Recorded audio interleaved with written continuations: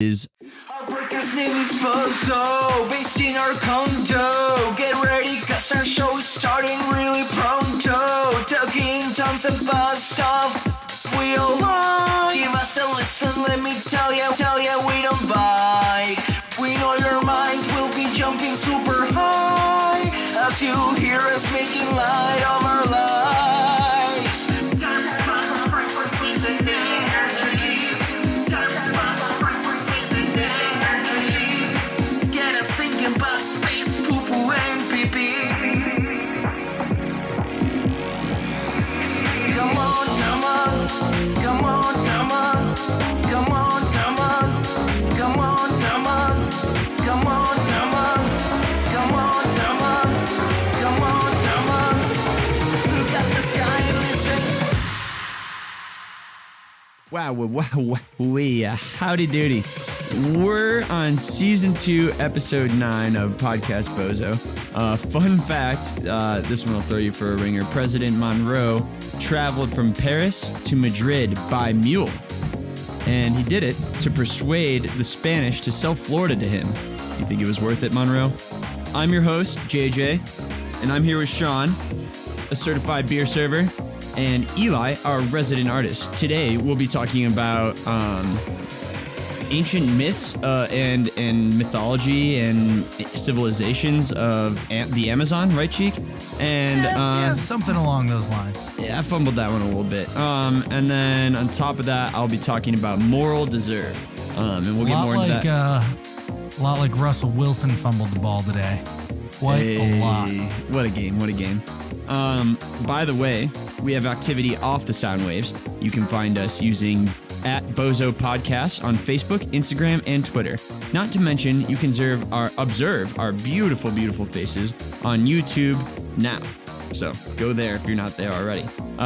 You can also, one big change we had, and this is the opportunity of a lifetime, but you can donate to our beer fund on our website, and that link is in all of our social media sites and whatnot. It's podcastbozo.com. And in that donation process, you can leave a little message and we'll read whatever message you want. That we're changing the shout out system to be that, to incentivize our loyal listeners to help us drink.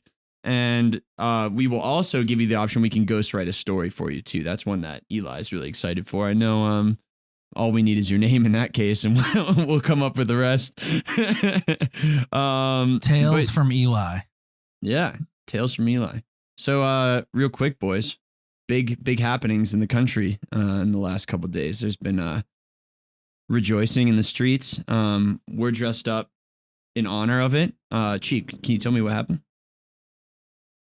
Well, I don't know if you've been watching CNN like I have, but apparently Joe Biden, Joseph something Biden Jr., has won the 48th, 7th, 6th. I'm not sure.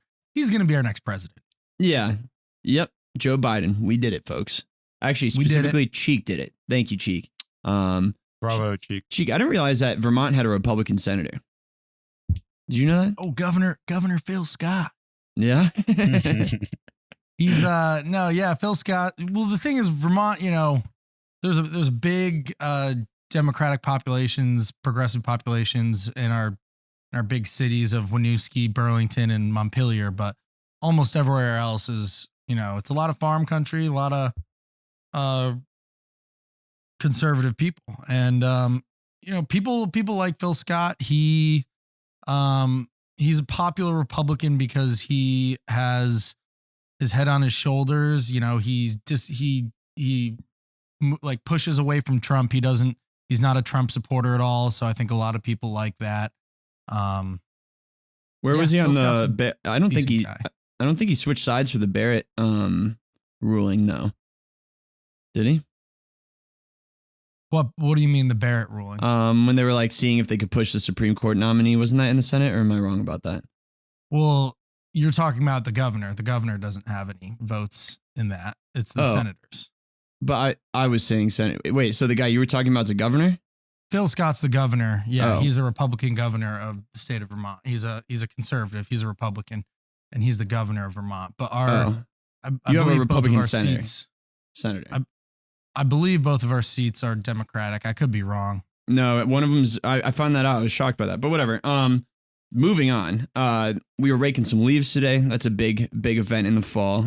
I just realized my roommates from Texas and Colorado California had never raked leaves before. So What? yeah, That's whack. yeah. So that was kind of interesting. It's your anniversary today. You want to Yeah. give us some sultry lovin's? My girlfriend and I's anniversary, we don't remember the exact day. I think it was 6 or 9. So we just celebrate November 6th through 9th, which is really tight. Indeed. And then we had the election morning, and now we're here. And might I say, if you're listening to this but not watching it, go on YouTube for a minute and look at this, because JJ looks like John Wick, like rip off John Wick. It's awesome. The hair is looking fresh. Yeah, I look a little greasy. I don't know. I'm getting weird vibes from the collar, almost like symphony vibes from the collar. I feel like you look like a baseball player after his game. He gets dressed up in his suit, but for some reason he's leaving his shades on for no good reason. Yeah, he took the time to get all dressed up, yet he still has the sunglasses on. It's a fashion statement, really. That's honestly everything I do is revolving around fashion. So you guys are just here to witness it. Welcome to my world. You're an icon. But I guess moving into my topic, unless you guys have any big things to talk about. Oh, we got a big snowstorm here in Vermont. A lot of my friends went skiing last week. Wow, early season skiing. Early season skiing. We reserved. Have you reserved your days, Cheek? I haven't Epic. reserved any days yet. Yeah, it's not as stressful as I thought it was going to be. It's pretty easy. I had a stressful experience. Really? Apparently, when I bought my ticket this year for Keystone on Epic, it created a second account under the same email for me. And then so when I logged on to reserve dates, like waited an hour in line and all that, it was like, you have to buy a ticket first. And then I had to wait and chat for a while. And then the guy told me like fix the email and all that. But I hate Epic's website so much. Oh, what number in the chat were you? I started out 40,000 and then I had to wait an hour for the chat. And then I was 100,000 in line. The waiting wasn't pissing me off. It was just like their website is so difficult to maneuver through. Yeah. Dude, I was on chat the day before because I was booking for another family and I was like nervous and wanted to get everything sorted out a little bit. And the guy on the chat was like, yeah, it starts at midnight, like the registration. I was like, really? That's cool. Like, I'll just stay up late. And I stayed up and it was like, I logged on at midnight and it was like, it's not till tomorrow morning. Not till 8 It's like, a.m. don't you work there? Like, isn't this what everyone is asking you? Like, how many people did you misdirect at this time? What a goober. But He's yeah. just messing with you, Jay. Yeah. I was disappointed to see you didn't get the full pass this year. Yeah. I don't know what to say. It's a lot of money. I didn't Fair enough. do it as much as I wanted to last year. Then the year before that, I got injured. And I did also the skis. Retzel broke your pair of skis, so I didn't have a pair of skis, so I rented Oh, yeah, one. that's right. And I was already putting money in that, so I was like, Yeah. I'm fine with just Keystone. Fair enough. Well, you didn't ski a lot last year because you got an idiot icon pass. Some moron move. Yeah, but Andy's place in the mountains, ooh, So fun. spectacular. Is so it? much fun. Nice. I gotta go. I gotta make my way up there sometime. But let's shift into moral deserve. Because Moral dessert? Desserts. Excuse me. Yeah, I keep saying deserve because that's what I used to think it was, but it's actually dessert. Do you guys have any familiarity with that? Nope. None. What do you think Zip. it is? Cheek. Give me your best guess. Moral deserve. Maybe it has something to do with what we inherently believe we should have, or that like something that you haven't worked for that you think for some reason you should possess. I don't know. Johnny on the spot, Cheek. I love it. Yeah, that's that. Baby, Johnny on the spot. So Cheek, basically, you're right on par. It's a philosophical discussion about receiving things. How do you dedicate something to someone who deserves it? So one of the first exposures I had to it once I started researching it was basically looking at this example of like there's two there's a bidding for the world's rarest violin, and it's down to two people in the auction. One person who is the best violin player in the world, and one person who has the most money in the world. And the person with the most money is going to win it, but does he deserve it as much? And I think I personally don't think he does, but I think a lot of people would argue that he does because he earned that money in this theoretical situation. He earned that money. He put in his hard work, and so he gets to do with that money what he wants to. But in my opinion, and I feel like that, I don't know, I can't really see the other side in this argument. I know that there are two sides, and I've heard other people argue it, but I just can't see both. But in my opinion, the violinist should definitely deserves it more. Because who better to use that instrument than someone who better to have that instrument than someone who can play it to its best ability. Like, you give the best flutes to the best flute players in the band. You give the best trombone cheek to the best trombonist in the band. Cheek, you play trombone? He sure did. You bet your sorry cheeks I did. Yeah. It's a long instrument. Me and Jay were in jazz band together. It's a long instrument. We were some jazz. I mean, they could probably tell if you're watching, you could probably tell we're pretty jazzy people, but, Cheek, I'd peg you as a guy who plays oboe. Sam? No way. Sam played oboe. Sam played oboe. Oh, that's tough. No, Sam actually, he started out as a clarinet player, which everyone thinks is really lame, and usually only the girls play. But then he evolved into an oboe and a bass clarinet player. The bass clarinet is kind of actually a cool instrument. So kudos to Sam for starting out like a weenie and then transitioning into a cool guy. Yeah, he got real groovy as time went on.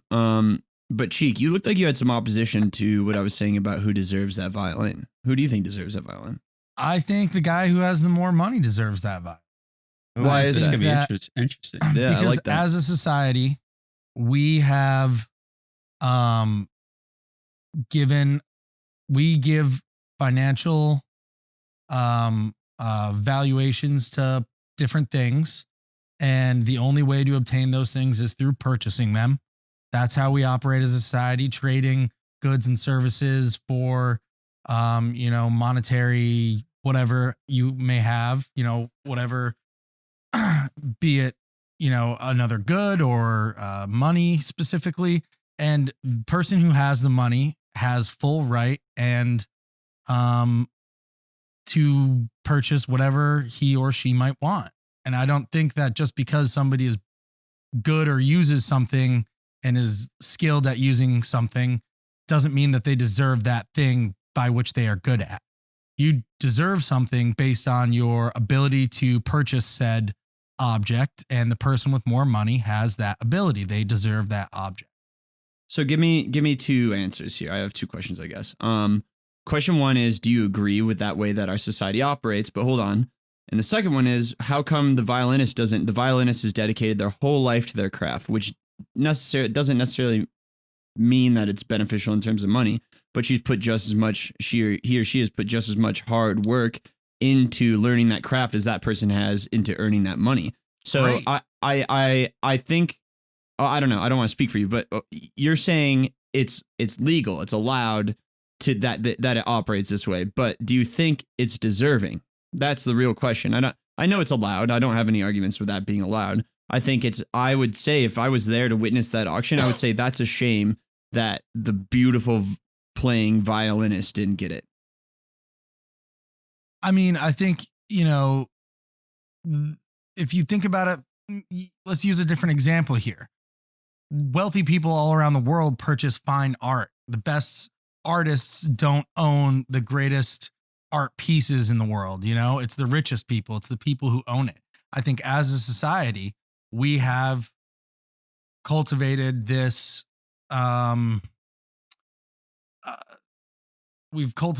culture by which we define that he who has the ability is able to purchase said item. I think that whether or not I believe what he or she deserves is irrelevant. I think that as a society, we've decided it already. Yeah. I mean, you're missing the point a little bit. Who has the most money. it's an ethical discussion. So it's not about what the ability is. It's about what you think personally. I get that. I think that the person who has the most money should have that violin. You don't think it's a shame that the beautiful violinist didn't get it in that scenario? No, that beautiful violinist has probably all the respect and all the acclamations that they have deserved becoming the best violinist in the world. That doesn't mean that it allows him or her to, have the greatest things that come along with that profession. You know what I mean?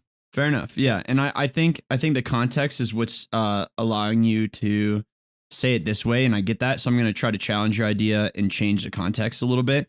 So in the context of an auction, the prize goes to the highest bidder. So yes, the rules apply, and that's what you agree with. Sorry, you keep tickling your knee. In another scenario, what if it's whoever raises their hand first gets the violin, and the guy who raises hand faster but doesn't necessarily have anything to deserve it gets the violin, but the violinist who, in my opinion, deserves it, raised their hand just a little after, doesn't get the violin. You think that's a shame? That I understand where you're coming from, that it's a shame. Mm-hmm. I think the important thing here that we're discussing is context in the situation, the rules that we have established. Mm-hmm. Right. The person who raised their hand first should get it. You're getting too caught up on the Cheek, rules. You're a by the rules guy. Yeah. But the question but that's is, But that's what I think is important. But if there were no rules in your ideal scenario, not by the way things are done or the way things are normally done, should be done, all that, but what you think makes the most sense to you. Because I agree with Jay. Like, if I think that violin would get the most use out of the most talented violinist using it versus someone who's just interested in it, has the money, can afford it, and then like leaves it hanging on the wall. Like, the chances are that is what's going to happen in the reality of the situation. And so like in that context, I think that it's deserving to the person who uses it, whereas not the person who has the most money. But that's the way our society works. Right. And so it makes sense. Yeah. Yeah, I have no objections with that scenario, like how it played out. I wish it would end up, I think it would, because like imagine like the person, this is it's a very rare violin. Obviously this is I think it's a made up scenario. I don't know. Probably something like this has played out before, but this violin was probably handcrafted because it's this rare. So it's got to be old. It's got to be handcrafted. This person probably spent two months. I don't know. It's probably his life work type of thing. Sweat and blood, where this person has created this thing to do a purpose. They didn't create this. They didn't spend all those hours to make this thing that is just going to sit on someone's shelf. And who's going to notice? Like the guy, I'm not saying, I'm just challenging your ideas. It's going to be more appreciated. Yeah, exactly. Like the guy, if you replace that violin with a factory made violin and told that guy who bid for it that it was the most famous violin, he wouldn't know the difference. The person who would know the difference is the violinist, who can tell the difference between a handcrafted, nicely made, I don't know, whatever qualities makes a violin sexy, but redwood oak, slightly aged, nice finish. Home Depot lacquer. I don't know.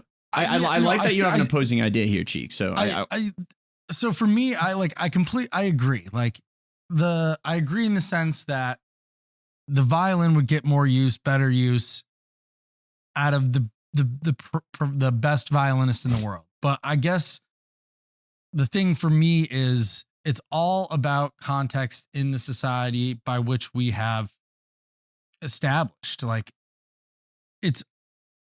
for me, it's kind of like an unrealistic argument. Like who cares about this nonsense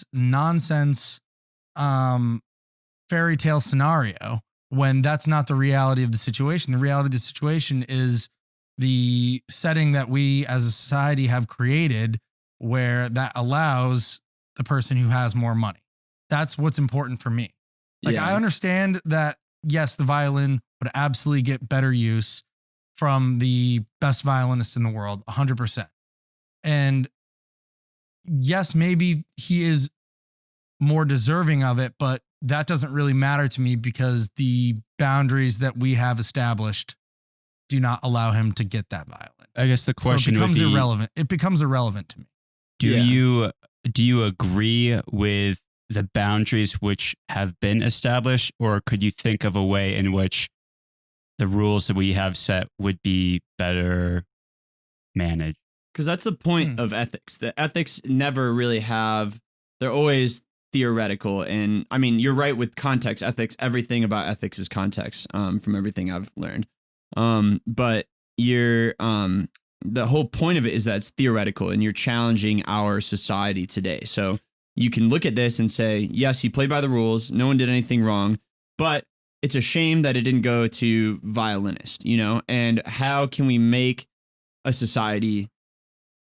How would you, like, it's building a utopia, you know? How would you build that scenario so that maybe it could be set up that way? Because in an ideal world, like you said, she would get it. So how do we create that ideal world? And I'm not saying that the economy is economy is useless or whatever. That I'm not making any challenges to that. I'm just saying, like, there's got to be some kind of gray area, a compromise. And that's the whole point of an ethical conversation, is the theoretical side of it. It's an oddly specific scenario for sure. Well, I can move us forward now. Cheek, you kind of spoke my magic words. You tickled my fancy a bit. And so there are thank you. There are real world examples of this and what moral deserve is. And I think before I get too aggressive with the examples, the first moral deserve conflict is in Social Security. Not Social Security, sorry, unemployment. Unemployment benefits.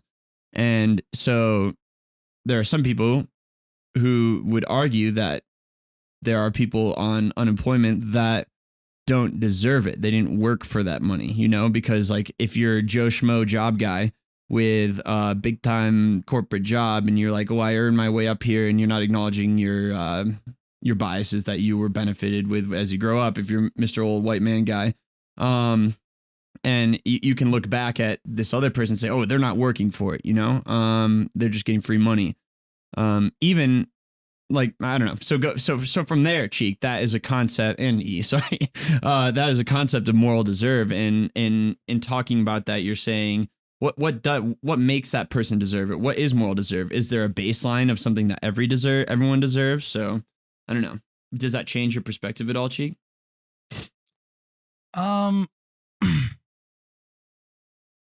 I guess I'm unclear as to how you're associating unemployment benefits with the moral. Like, anyone deserves unemployment benefits no matter what. If you don't have a job, you should get money. Well, is that what you're saying? That's the discussion. I want to hear your take on it. But like the whole theory is like, what is it to deserve something? You know, like the guy that scratches off the lottery ticket and gets the $100 million jackpot. It might be argued that he doesn't deserve that $100 million as much as someone who mowed a lawn for $5 deserves that $5. So, in that case, extrapolating it to our society now, and what is more of a socialist leaning belief or policy of having unemployment benefits, which I think are a good thing. But there are people who say that like they don't deserve that. So the argument comes in with, how do you define what someone deserves? How do you know? Like, so you deserve precedent? Precedent needs to be set through example.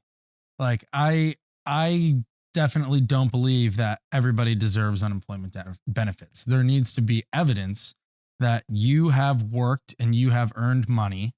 And for whatever reason, maybe there's a pandemic that comes along, and for some reason you lost your job by powers outside of your control, or even outside of your employer's control, where they would prefer to have you working and you would prefer to be working, but you can't. Those people deserve unemployment benefits. Mm-hmm. The people that mooch off of them, and I know food stamps go along with this, like people get food stamps all the time that probably are undeserving of them, because, you know, they just fill out a form and somebody's overlooking the responsibility to check in and see if somebody actually deserves said food stamps. You know, those people don't deserve unemployment benefits. Those people don't deserve food stamps. There needs to be precedent set. There needs to be evidence that you are willing and able to work. And for some reason you are not working for powers that are powers come along out of your control that take away your job. So do you not believe this is getting a little out of the way, but do you not believe that there is a universal base treatment that people should receive? Like, isn't everyone entitled to eat, even if you don't want to work, even if you're in that category you're defining, where like it's the people who don't have a job, they don't have an income, but it's because they're not trying, you know, that I still think that person deserves to eat. And I'm more than happy to give my tax, because I think that's a basic right. I think if you are in that situation, there's something that you haven't been afforded in your life, no matter how you look at it, there's some kind of, either you have a mental illness or you have that's been undiagnosed. I think that's different. That the person that you're talking about who doesn't want to work for the food on their plate, like, yes, if there's a mental illness or if there's some situation by which that they have been unfairly treated to not be put in a position to, you know, earn the food on their plate, then yeah, fine. That person should be afforded some, you know, help in their life.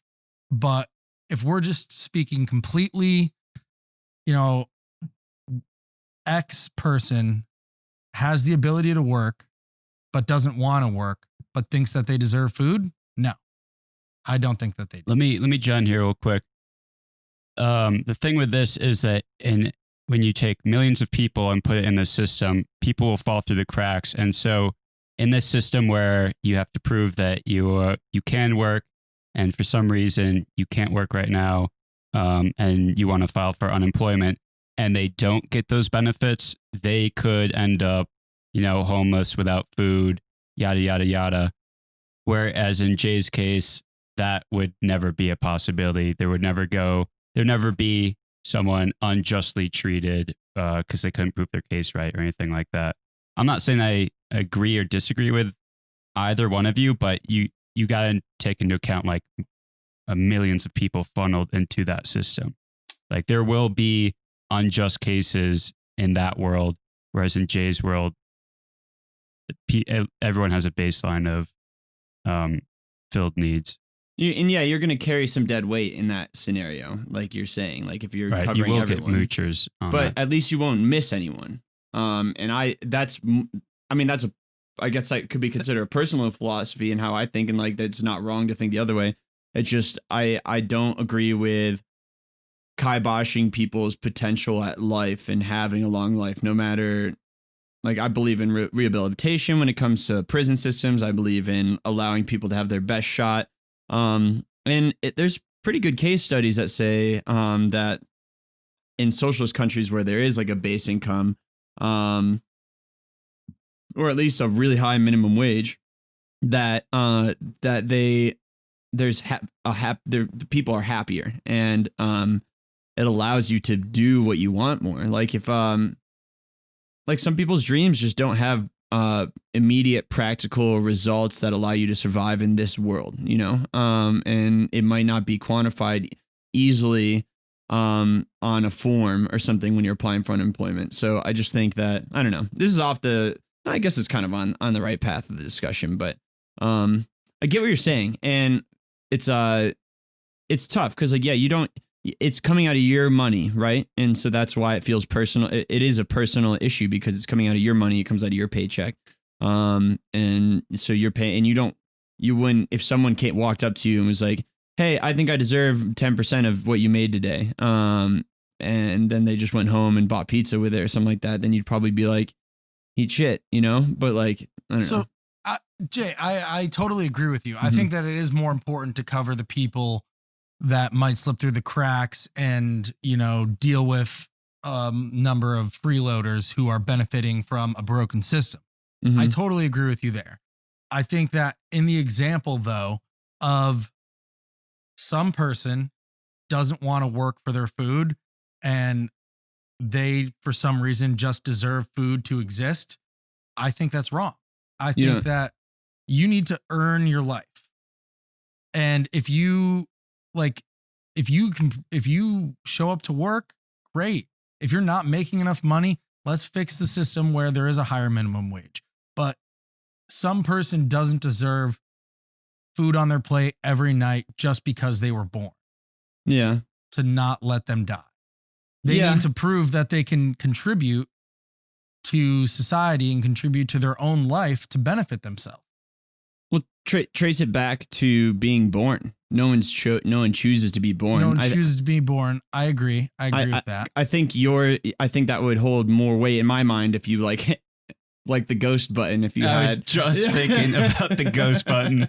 If you had the choice to be like born, not born, then you're volunteering to go into this life. The issue is that you're born. Doesn't matter. You could be born in Africa. You could be born in Slovenia. You could be born in a McDonald's. But that like Uncle Rico. So if you are in this life and you don't want to be in this life, opt out. That's not a great message to send.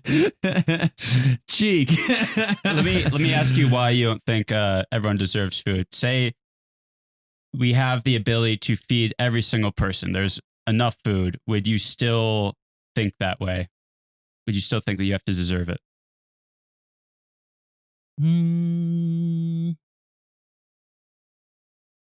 For consistency's sake, yes. You do. You need to prove that you are willing and able, and you need to prove that you deserve that food. So that brings down the meat and potatoes of this argument is what is deserve? What's enough to deserve that food? What if you do something that doesn't make you money, but like, I think I would argue that there's a lot of very beautiful moments that come out of life, no matter who you are, and you don't need to work to achieve those things. And there's times where you just kind of like sit back and appreciate what's going on. And sometimes you can see that from people who are alive outside of you, and they may not, you don't know if they're working to deserve that or not. But I just argue, I'm not saying we should give that everybody a car or something like that. I'm just saying, I think everyone should have the right to eat, you know?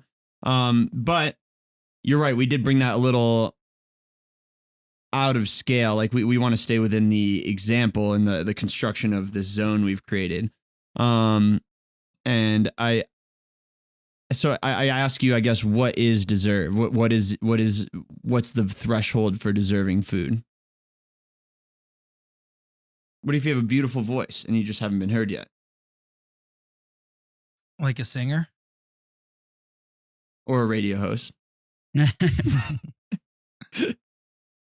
I think that you need to be able to contribute to society. Don't you think that society's rules are placed for us and we don't really have much say over that, though? Because what if that person doesn't agree with your rules?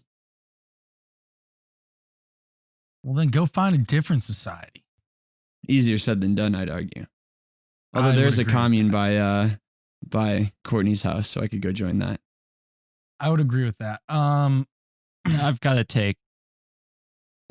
Say you give everyone food, basic rights, all that, they can survive, but you wouldn't want to just stay there as a bottom feeder. Like most people wouldn't. Like you're living, you're fine. You don't have to struggle for anything. You aren't fighting for your life. You're just there at the bottom with the bare minimum, and you see other people who have worked their way up. That should be an incentive to, I want to do more. I want to contribute to society so I can, level up, get my D&D character up there, all that stuff.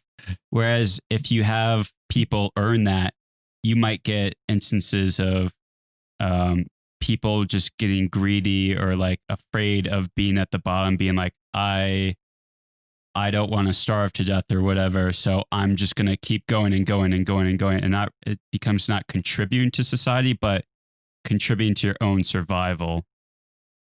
There's like two different mentalities, which is survival, or you can have a great life by contributing to society, or you can just be a bottom feeder. Yeah. Think about it like this. Like, say we're in a society, a utopia, where we have the ability to feed everybody. So we feed everybody, right? Because we agree that that's, that should be the standard. And then our society's thriving and everybody has the ability to own a home. And then that's the standard. We give everybody a home. And then because of the work of a certain few amount of people, or not a few, I don't even want to say a few, because of the work of a group of that people. And then let's keep going up from there. Like everybody, the society is thriving so much that, we can afford to give everybody a boat. Does that person who is unwilling to work for anything deserve to be carried all that way? Well, when you say because like society is thriving so much, like does the line get drawn that we just keep giving you stuff because we can afford to give you stuff as a society, even though you're not willing to work for it? That's What's a good the question. threshold? I guess I got to think on that more and like take it up to the full scale of things. But when I think of food for everyone, I don't think of steaks for everyone. I think of like bread, meat, cheese, like very basic, but Nutrients. like things you can survive on, but don't necessarily enjoy. And then with a house, I'm not like talking about full in house, but could just be like a very small, maybe shanty or something Section like 8 housing type stuff. Yeah. Like just the bare essentials to survive. I would intersect that. I think one big issue with that argument is that, first of all, you're following what's called a slippery slope logic argument, and I didn't make that up. As I said that, it sounded like I made that up. But it's basically you're saying if this now, it's the give a mouse a cookie thing. If now, then what? And I think people fall into that, and that's like almost like a form of like, that's too grand of a term, but I was thinking of like fear mongering, but that's too much. But it's a form of just like you're making a reason to not want to do it that isn't existing. We haven't even done step one, I get what you're saying there. Yeah. And the issue is that you don't, you and I and Eli and every voter, for some reason I'm framing this in a voting society, right? So every voter has the self-awareness to know when enough is enough, right? But the slippery slope logic doesn't factor in the fact that you have constant self-awareness. Like, I give society enough credit, maybe not certain individuals, but society as a whole enough credit to say that we give them the house. And then, like you said, like the next step might be boat or whatever. I give us enough credit that if we as a society agree, then they don't need that, unless for some reason that's a necessity at that time. And honestly, like, it depends like where this money's being sourced. We're talking about utopia, obviously, so maybe it's not being sourced from us. But if I get a ton of enjoyment out of sailing or going in a boat, and I actually really have value to that, like I could find myself in a situation where I think it'd be okay to give that person a boat. Maybe not a boat specifically, but for the sake of metaphor, I could see, like, if you really enjoy something, don't you want to share that with someone else? And if they really enjoy it, doesn't that make society better as a whole in general? I mean, this is a super idealist, high level conversation without any policy or where's this money coming from conversation. But yeah, I know there's practical issues with that, but think along the context of deserve. That's what we're talking about. Mm-hmm. Yeah, you're right. I got away from that. That person doesn't deserve that boat. That person might not deserve that house. That person, what do they deserve? So tell me, what is deserved to you then? What is earning? Because so far, from what I can draw, earning to you is working within the capitalist system to earn your way up. It doesn't have to be a capitalist system. It has to be whatever system that a group of people, community, decide that system is. Mm-hmm. I don't care what you set as that system. I just want the people within that system to contribute based on whatever protocols and definitions everybody agrees upon. But if that system says everyone deserves a boat, do they still deserve that boat? Sure. Yeah. Because you're a system guy, huh? Because because the community, systems everything's guy. based. Ooh, systems. I just think the context is the most relevant thing here, and it's the standards by which the group of people decide to operate upon. All right. So let me move this forward another step. The next tier of this to me is affirmative action. And affirmative action, I'll say it. I'm assuming you guys know what it is, but it's just basically the most prominent example is colleges that let people of color, people of different ethnicities, people of different, I don't know, anything different than being white. Excuse me. Affirmative action is making sure that those populations are represented in full at the university. And so I saw this one come up, and I thought this was the coolest example, not the coolest, but the most conversational aspect of it. I really thought of it because I thought that Trump deserves what he's getting right now. But in all things considered, affirmative action can be argued on the other side of it. Why do these people, based on these attributes that they have no control over, and based on why do these people get to leverage these things that I wasn't given to get into a school that I wanted to get into, and instead I lost my spot? So that's the argument against it. I'm all for affirmative action for anyone listening getting fired up. But what do you think about that, Cheek? Any thoughts? I don't know why I keep directing my questions at Cheek. Sorry. I feel like you keep talking because to me. I feel like Cheek is going to have those other side. Yeah. Was it the devil's advocate? Yeah. Yeah. I'm on the same page with you. I think affirmative action is good because, like, in society you have statistics. Sociology has found that women and people of color are way more likely to not succeed and be living under the poverty line, and so things like scholarships directed towards them gives them a better chance of improving their circumstances. So it makes sense. It's basically covering up for the main parts of society that has failed them. It's like trying to weigh the scale so it's a bit more even. Mm-hmm. Ideally, in like a utopian society, affirmative action wouldn't even be a thing.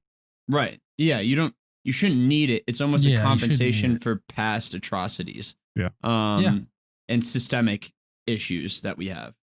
I love it. I love affirmative action. Yeah.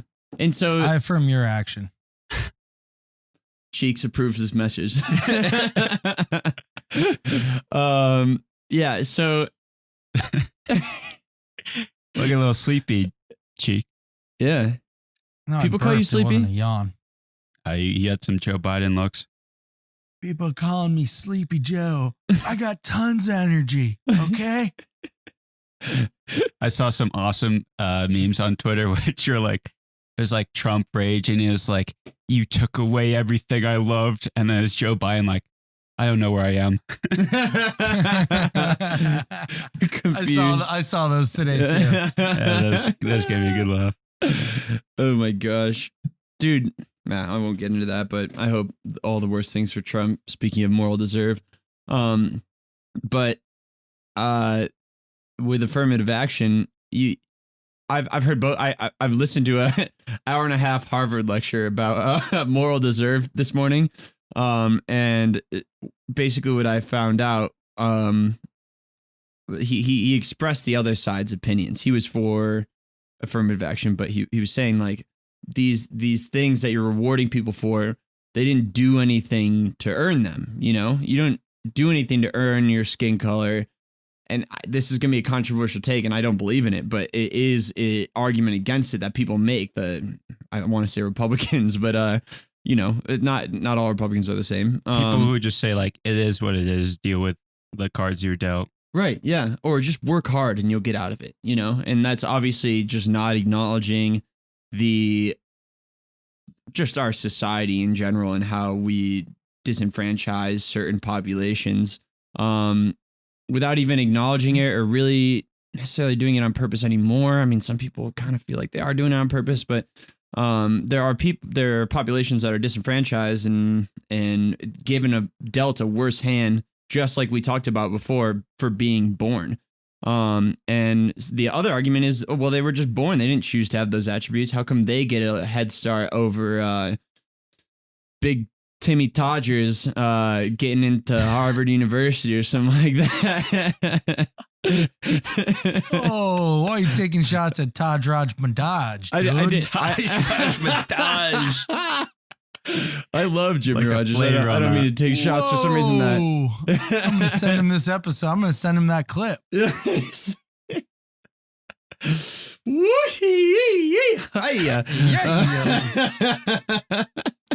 Hey, pass me a cold one. Oh, dude, tickle my nipples. Boy. Woo! Cheers, Hip. To Hip, to Hip's cold ones. A memory that came into my mind was Jimmy Rogers and I used to, Jimmy R. Well, I guess I said it already, but Jimmy R. and I used to wrestle in his front yard, and we'd switch turns for who was beating the other person up, so that people would drive by and stop and be like, "Hey, leave him alone." That just came into my head today earlier. I don't know why Jimmy Rogers on my mind, but I remember Jimmy Rogers on my mind. Should put ketchup on you guys when you're fighting, make it look like a bloodbath. Yeah. I just remember one specific lady. He was the one beating me up in this case. He was like, he was pretending to punch me, and he was like punching the ground behind my head, but it looked like from the sidewalk that he was punching my head. And I was like being really dramatic. It probably was awful acting, but I guess out of context, you might not know on first glance that we were just acting. And this lady like ran over. She's like, "Leave him alone. I thought you guys were friends." And we just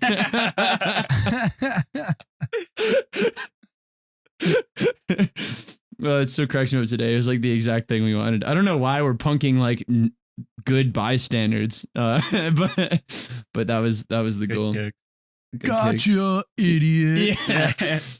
Oh, we got you to care about us, you dork. I thought you two were friends. But yeah, so affirmative action. I don't know. Have you guys heard any other counter arguments? I'm not articulating that very succinctly, but I know that people don't like it because it's like you're getting awarded for things that you don't have any control over. I think that people who get angry at it just don't have a vision of the big picture or an understanding of the bigger things at play. You know, someone like a high school student who loses a spot to a prestigious school and doesn't know the intricacies of racial bias and segregation and just the history of all that in the US would be like, fuck that. Like, I deserve that. Why did that happen? You know, it'd be unfair to them in that moment, and they don't have the understanding. That's really the most I can think of it right now.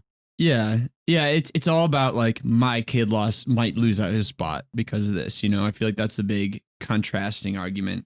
I had a thought that just slipped my mind, but Cheek turn into Harry Potter. Wardrobe change. Look away for 1 second. You're a new man, Clark Kent. But yeah, I think that another argument people have is that like said black person, said Jewish person, said whatever things that affirmative action targets, whatever those qualities or ethnicities or whatever it is, that person might not have had a disadvantage in life technically. Like one example that he brought up that I'm just remembering now is that he was saying that like, oh, this person grew up in a wealthy home and had all the same advantages that my child had. Why are they getting a leg up, you know? Yeah. And I think that's just an impossible problem. And it's also making up for horrific wrongs of the past. So I think it's like, if you're really making that argument against it, then you're just, once again, not understanding what's happened. And maybe that person specifically didn't need the boost. But honestly, there's been enough terrible, terrible, terrible wrongs of the past that whatever, you know, like it's okay. It's fine. And statistically speaking, you are going to help more people than hurt more people because you're introducing diversity into workplaces and high level office jobs, like C level jobs and things like that, which is important, I think. I mean, I think maybe it'd be nice to have a disclaimer if a school was like, "Hey, we accept like 60% minorities and 40% other because we're doing affirmative action." Whereas if you just see this kind of what looks like a bias to you and it's not spoken out, then you know, like a person who doesn't have and understand the situation would cause for alarm with them, and they'd be upset about it. You know, if you come out with a disclaimer and say, this is why we're doing this, and you educate the people involved, I think that's a better way of going about it. It would clear things up more, and I think less people would be confused or against it. And then also you wouldn't have like a white person who is upset about their kid not getting to school, who's angry about it, and then, you know, they have a network that they could use to get back or retaliate for some reason. They're real pissed about it. You know, maybe they're not going to follow through with that then. Right. Yeah. It's just like, I feel like being clear is always beneficial to any organization, and being open and honest. Transparency is key. Exactly, Cheek.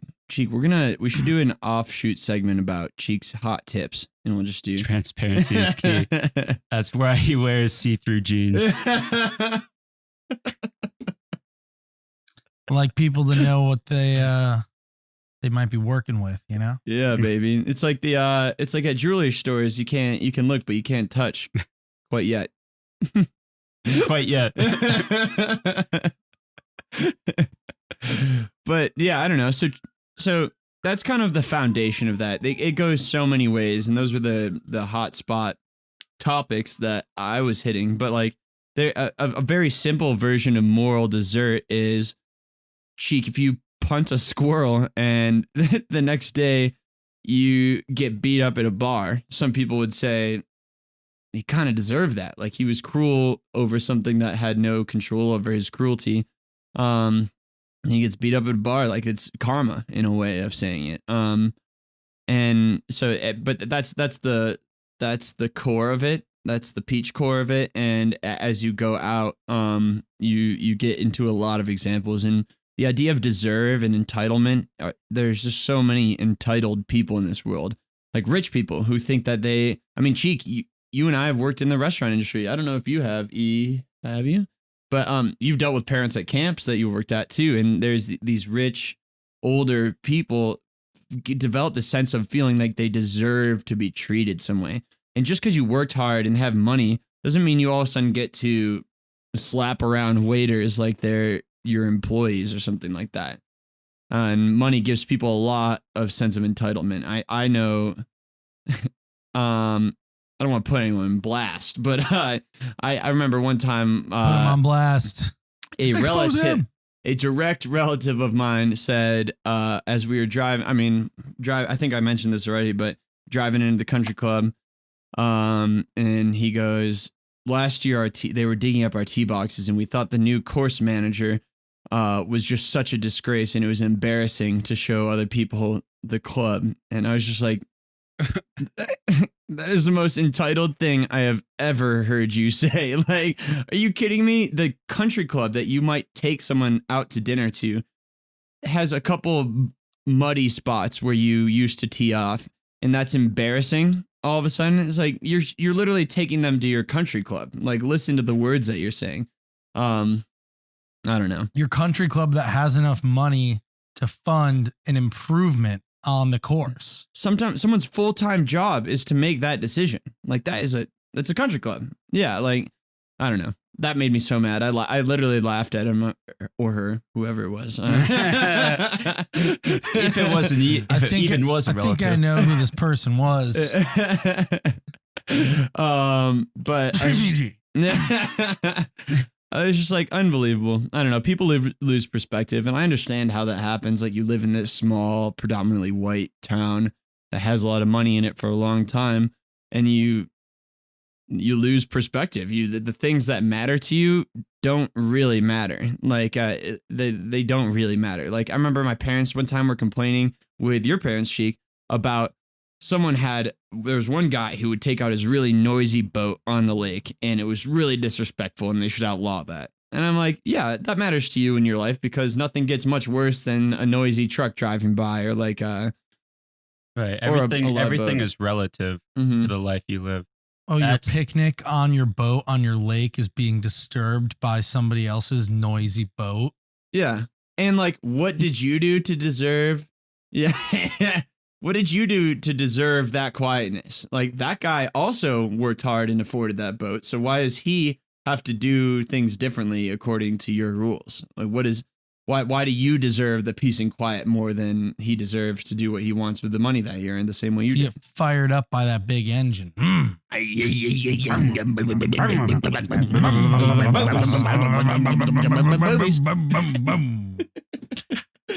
That's a good point.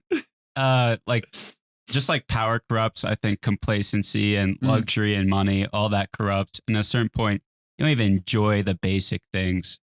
And I don't think there should be anyone who's as rich as like Jeff Bezos, because so much good could be given to other people with that money. People who, just want like a decent house that doesn't have a leaky roof or something. Yeah. Whereas there are people living in mansions who are like upset about a little small thing like a faucet drip in their kitchen or something like that.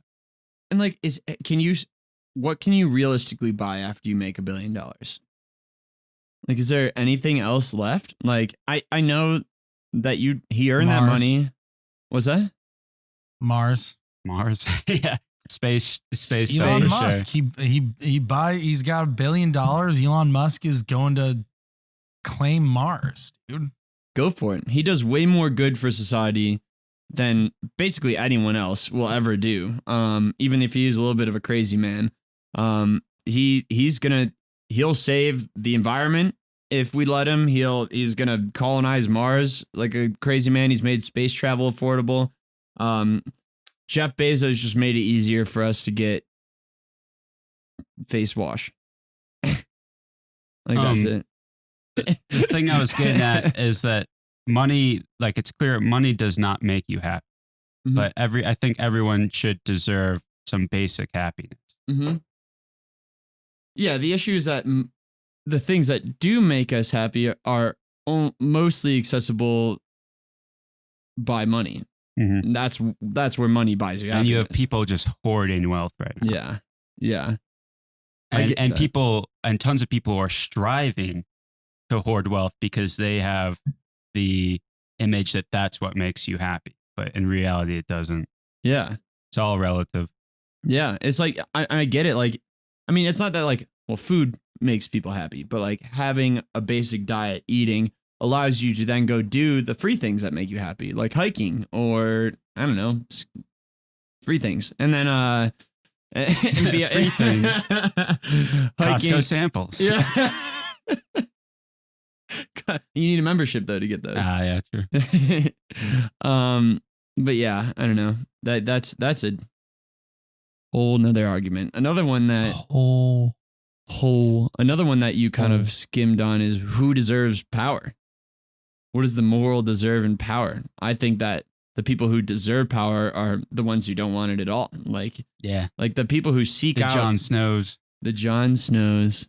Exactly. Mr. Wick.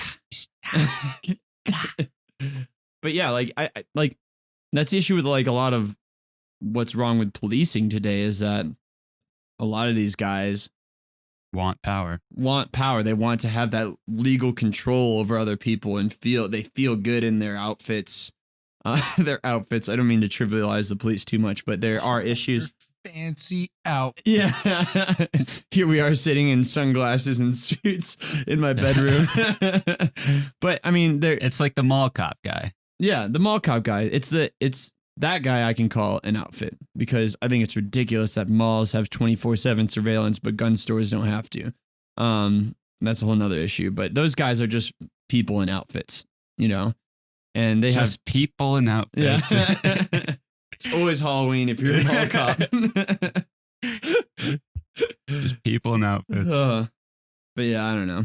It just you seek that because you want the belt, you want the gun, you feel badass. And then they don't make good cops at all. Like they're so quick to abuse authority. Mm-hmm. I've seen so many videos of people who just like don't harass cops out, but like will say something to piss them off. Like I saw a dude like dangle a donut in front of a cop, which is like very disrespectful, obviously, but you can't arrest them. And then I saw the cop just like totally manhandle him, like hurt him and arrest him, and then threaten the person videoing to arrest them.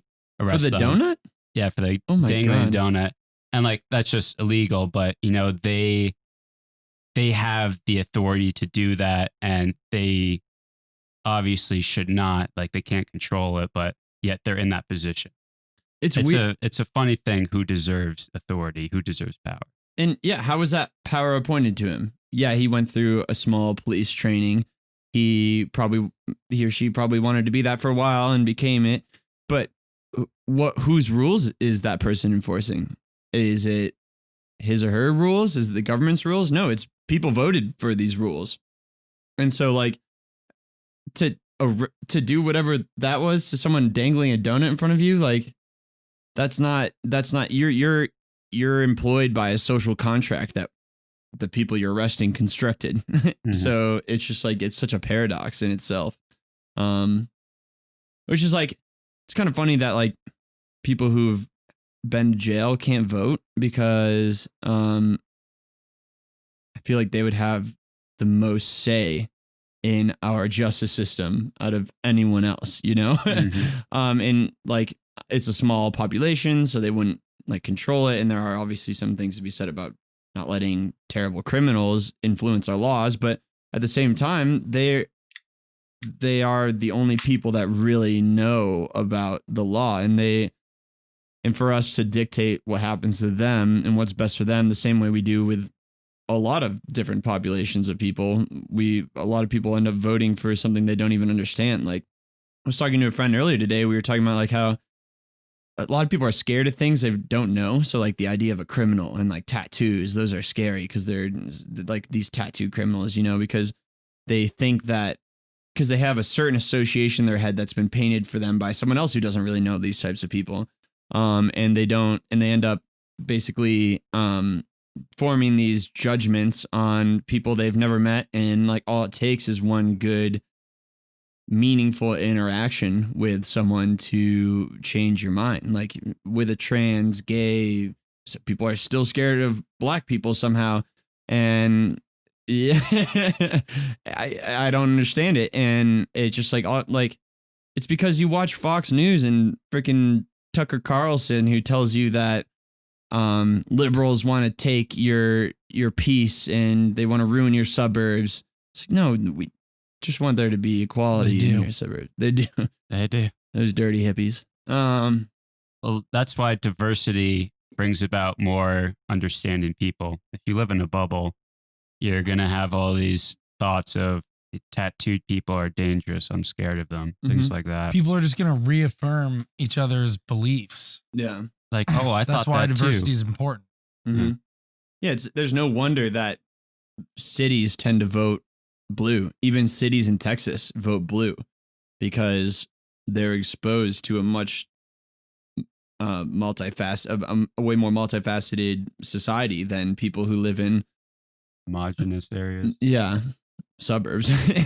And it's no wonder that like I forget where I was. Oh, I'm a member of there's a very notable Republican community outside of Denver called Highlands Ranch, and they have the burbs, baby. The burbs, baby, and they Burb, baby.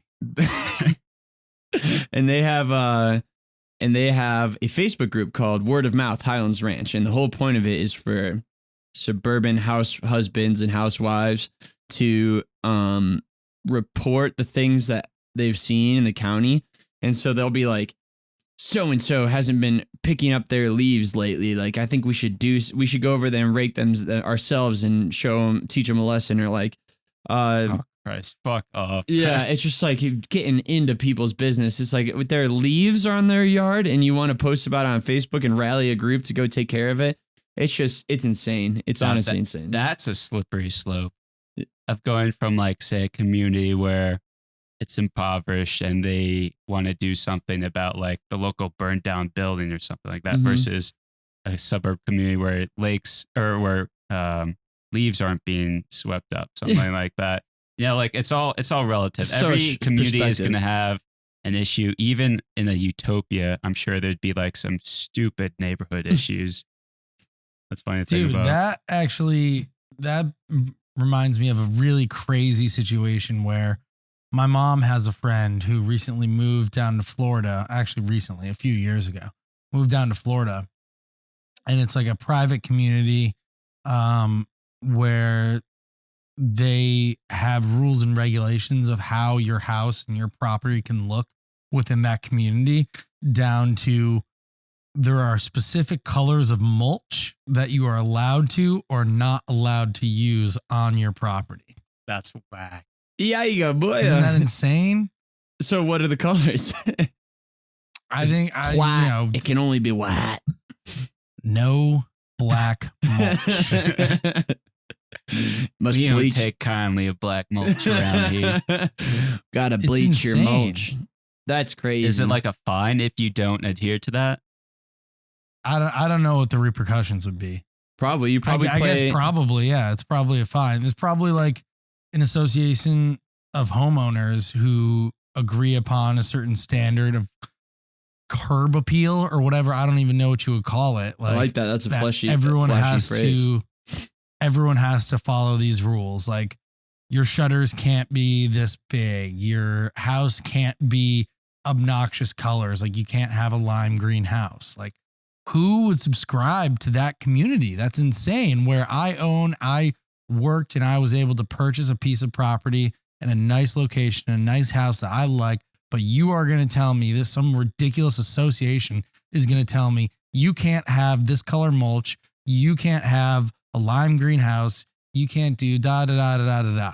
That's insane to me. That riles me up, and that also gets me excited imagining what type of house you'd want to design. I'm picturing you being like, God damn it, I want a lime green house. That's like the only color I considered. It's like a I already purchased all this paint. Yeah. It's like a societal focus group of white supremacists. It's just like a breeding ground for these people who like are so scared of diversity that you literally can't stray too far with your mulch color. Like that's how scared they are of change and difference.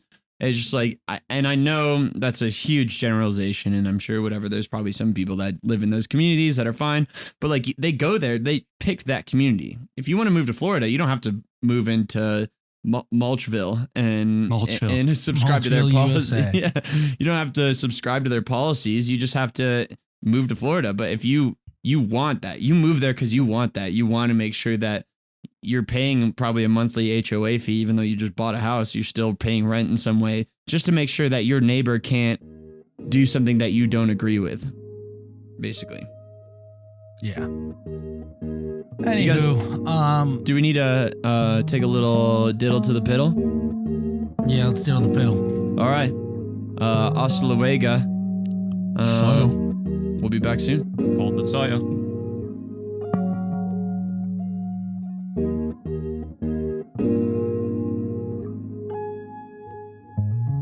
Whoa. Welcome back. Whoa, the suspense on that welcome back was nice. How was your break, boys? Speaking of hanging, did you let your lizard leak? Yeah, I hung some wee. I missed. You missed? I missed the bowl? Did you try to make it? I wasn't looking. Cheek, we have a poem for that. Oh. Can I hear Stu it? Jeffries read it last week. Oh. That's about doo-doo.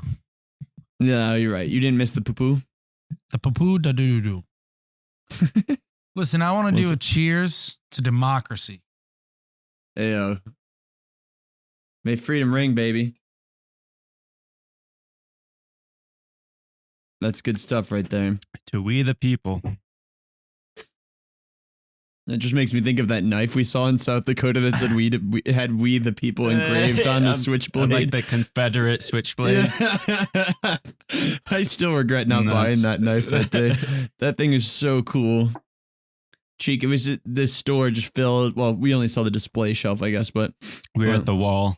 It was called the Wall, right? Wall Drug, yeah. Wall Drug. Yeah, it was just like South Dakota. fake prop up tourist trap Western town kind of thing. It was awesome. But they had these knives. One of them was like a Batman knife where if you like clinched it, both ends would shoot out the side like that.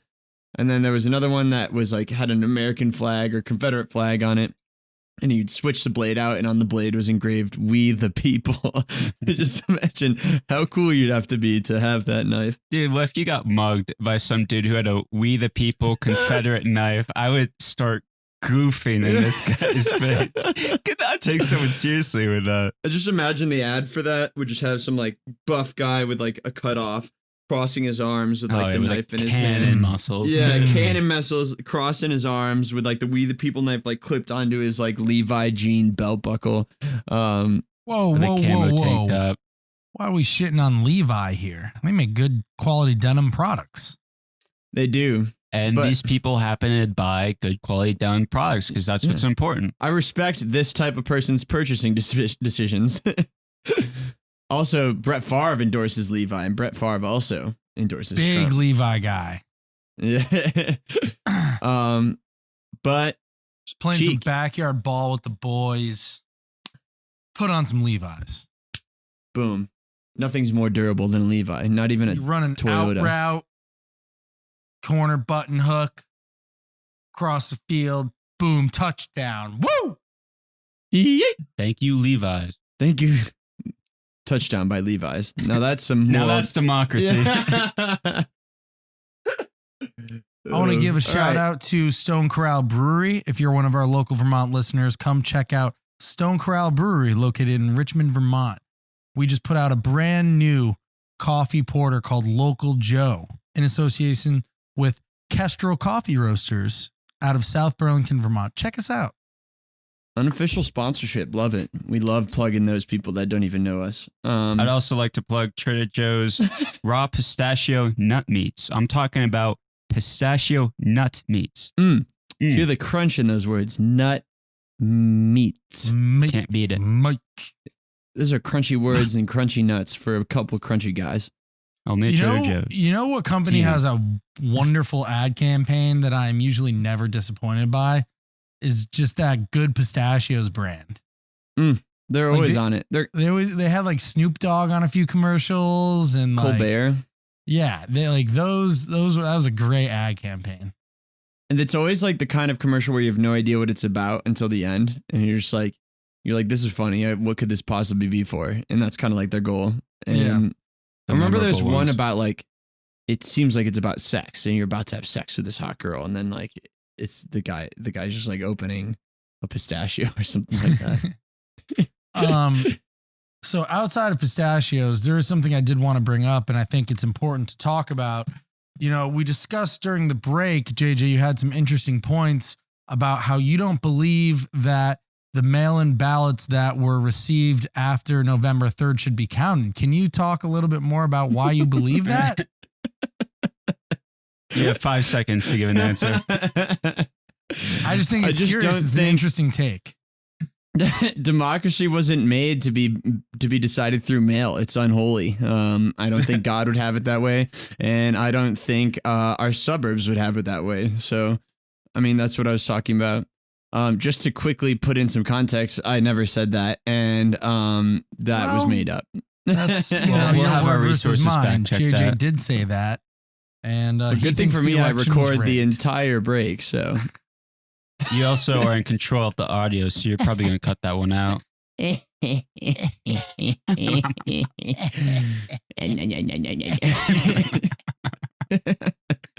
Shout out to mouth laughers.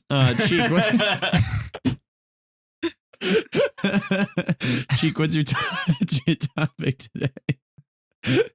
My topic is election fraud. No, I wanted to talk about Voting JJ out of the podcast is my topic. Let's do a little ditty. Let's do a little square dance into ancient Amazon civilization. Were they there? Was there a civilization there? Who knows? But let's Cheek, just to explore. clarify, are you talking about life before Jeff Bezos or life in South America? Ooh, in South America before Jeff Bezos. Good question. I'm glad you're paying Not attention. ancient Amazon Prime, but ancient Amazon civilizations. Correct. So I guess my first Humor at question its for you finest. guys is, what are some of the things that come to mind when you first hear ancient civilization? Hit me. Oh, well, normally I'd think back to the Greeks, the Romans, the Egyptians. After taking art history classes, I think back to ancient artifacts of voluptuous women and structures where people lived in houses underground and in caves. You got to assume that if you were an ancient Greek or Roman woman, or just a woman from that time, and you didn't have voluptuous tatas, that you were discriminated against, and the painters never seemed to want to paint you. I think it went a lot more beyond discrimination. And Elaborate. In what sense? I just don't think that a lot of the societies didn't really treat women. I don't know. I assume that they did not treat women well, and it went beyond discrimination. Oh, okay. Yeah, it was just like flat out abuse or subjugation type Yeah, of... something even below or way below equal. Yeah. And that has to do with the tatas or just in general? The voluptuous woman came from fertility, and they thought if they were, thick and full of Juicy? form, that juicy mamas got the art mannequins made after them because they make good babies. Wow. Good babies. Good babies. The babis makers.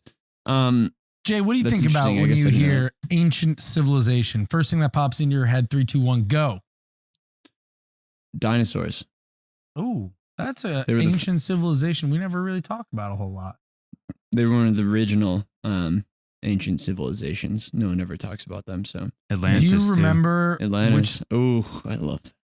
Do you remember which specific era dinosaurs thrived during? The paleontological. Wasn't it the Jurassic era? Eh, You're talking about the end of days, but you're getting to Jurassic era. Cheek. I think the spectrum of your dinosaur knowledge is smaller than the point of attack. Yeah, it definitely is. That's for sure. Don't come at me. Dinosaur people, I got no legs to stand on here.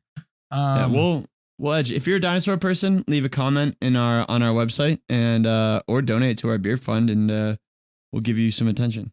JJ, if somebody wanted to donate to our beer fund, how would they go about doing that? Well, Cheek, that's interesting that you asked that. I was wanting to bring it up. It's been an hour since I talked about it last, so Too long. But if they want to do that, they go to PodcastBozo.com, and right under our beautiful picture of us as bees and B as a beekeeper for Cheek, you'll see a donate button, and it'll take you to a PayPal portal where you can donate 5, 10, 15, or any amount Of cents. of cents. Or yeah. No, not It may cents. say dollars, but trust us, it's cents. It's We'll just deal with the cents. rest. Yeah.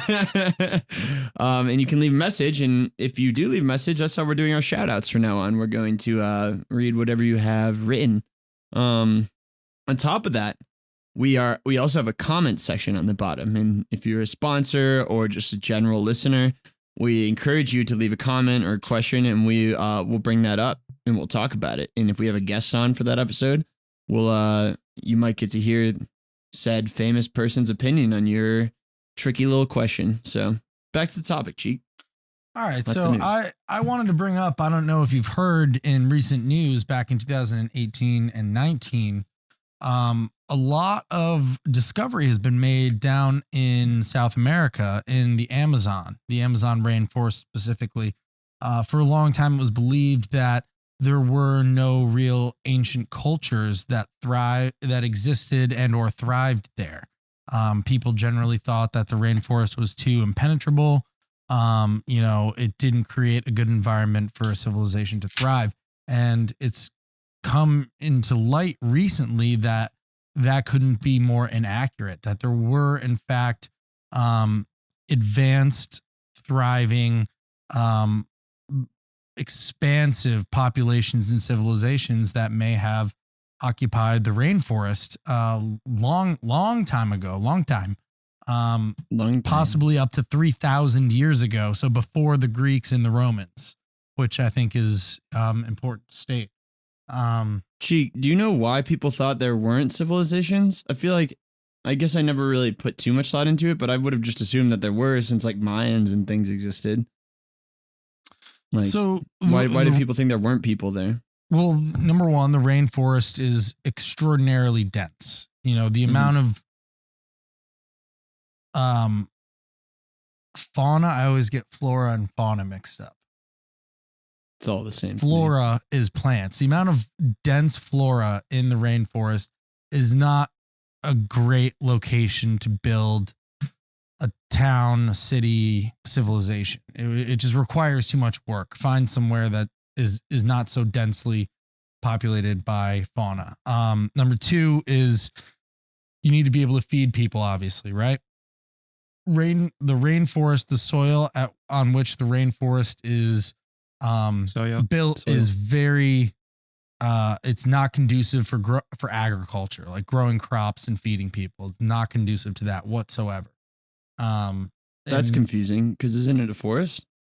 It's a forest, but is that different? The nutrients that trees might thrive in aren't necessarily the same nutrients that corn or beans or squash or whatever food you're growing to feed the population necessarily thrive on. So for a long time we thought rainforest, nope, nobody's there. Recently, I'm sure you guys are more than aware, we're yopping down the rainforest at extraordinary rates.